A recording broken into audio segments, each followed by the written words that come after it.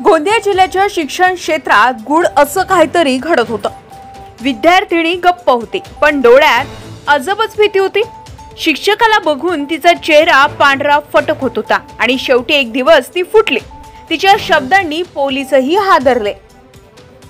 या घटनाक्रमाचा जेव्हा उलगडा झाला तेव्हा संपूर्ण कोहळी टोला गाव, शाळा, शिक्षक वर्ग आणि पालक हतबुद्ध झाले। कारण शिक्षणाचं पवित्र मंदिर असलेल्या शाळेमध्येच गुरुच्या मुखात राक्षस दडला होता। सडक अर्जुनी तालुक्यातील कोहळी टोला येथील एका शाळेमध्ये शिक्षक शामराव रामाजी देशमुख वय वर्ष 53 राहणार कोहमारा या नराधामानं 2 वर्ष म्हणजे 2023 ते 2025 पर्यंत एका अल्पवयीन विद्यार्थिनीशी सतत अश्लील चाळे केल्याची संतापजनक घटना समोर आली आहे।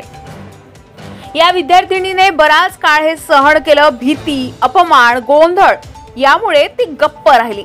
मात्र एका क्षणी तिचा संयम सुटला आणि तिने थेट चाइल्ड हेल्पलाईन 1098 वर फोन करून आपली व्यथा व्यक्त केली। त्या एका कॉलने जिल्ह्यातल्या व्यवस्थेच्या झोप उडवल्या। चौकशी सुरू झाली आणि शिक्षकांच्या विकृत वर्तनांचे भयंकर तपशील समोर आले।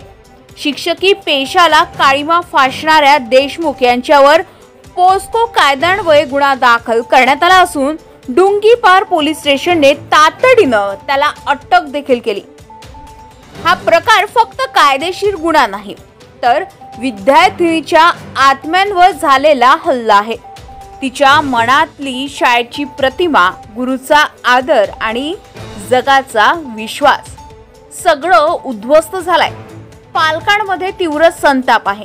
जिल्हा शिक्षण अधिकाऱ्यांनीही याची गंभीर दखल घेतली, मात्र अनेक प्रश्न आजही अनुत्तरणीय आहे। 2 वर्ष हे चालू होतं। शाळा प्रशासनाने याकडे दुर्लक्ष का केलं? इतर शिक्षक किंवा कर्मचाऱ्यांना काही संशय का आला नाही? शाळा म्हणजे विद्यार्थ्यांसाठी दुसरं घर असतं, मग अशा घरातल्या छताखाली ही विकृत इतकी वाढली कशी?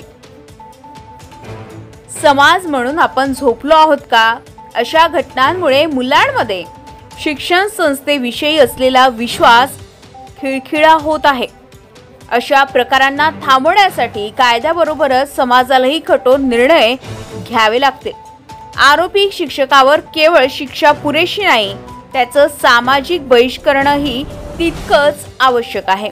आज ती विद्यार्थी एकटी नाही, ती आपल्या समाजातील हजारो लाखो मुलींचं प्रतिनिधित्व करते, जी आपल्या गुरुच्या छायेखाली सुरक्षेची अपेक्षा ठेवते। पण जेव्हा गुरुच राक्षस ठरतो तेव्हा समाजासाठी हा फक्त गुन्हा नाही, हा आरसा असतो आपल्या सिस्टीमचा आणि आपल्या मौनाचा।